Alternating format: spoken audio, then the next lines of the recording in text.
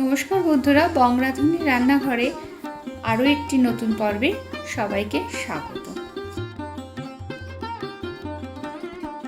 বাচ্চাদেরকে একেবারেই ভেজিটেবিল খাওয়ানো যায় না, সেই বাচ্চাদের জন্যই আজকে এই রেসিপিটা ভীষণই ভালো একটা রেসিপি, যেটা নাকি বাচ্চাদেরকে ব্রেকফাস্টে দিতে পারেন, স্কুলের টিফিনে দিতে পারেন।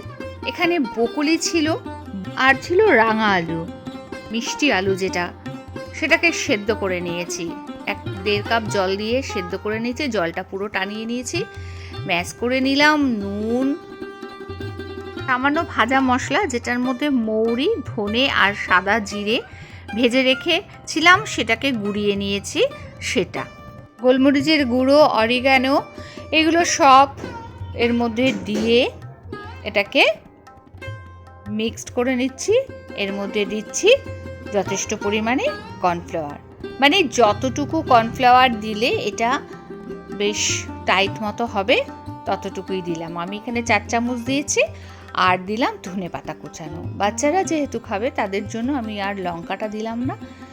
আর যদি বড়রা খায় তাহলে একটু স্বাদ অনুযায়ী চিলি ফ্লেক্স আর কাঁচা লঙ্কা কুচানো আপনারা দিয়ে নিতে পারেন, কোনো সমস্যা নেই তাতে, যদি বড়রা খায়। যেহেতু বাচ্চাদের উদ্দেশ্যে করছি তাই এখানে আর আমি লঙ্কা আর চিলি ফ্লেক্স ব্যবহার করলাম না।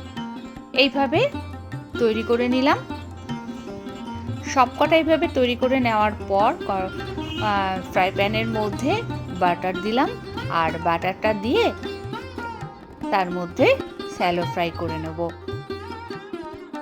এপিট ওপিট করে 2 পিটি শ্যালো ফ্রাই করে নেব। আর এরকম নতুন নতুন ভিডিও পাওয়ার জন্য যারা আজকে নতুন বন্ধু তাদেরকে বলবো সাবস্ক্রাইব করে পাশে থাকা বেল আইকনটি অল ক্লিক করে দেবেন, প্রত্যেক দিন যাতে যেই ভিডিওই আমি পোস্ট করি না কেন সবার প্রথম আপনার কাছে নোটিফিকেশন পৌঁছে যায়। সবগুলো এইভাবে ভেজে নেব। বন্ধুরা, আজ তবে এই পর্যন্ত। ফিরে আসছি পরবর্তী ভিডিও নিয়ে। পরবর্তী সময় ভালো থাকবেন, সুস্থ থাকবেন, সঙ্গে থাকার জন্য ধন্যবাদ।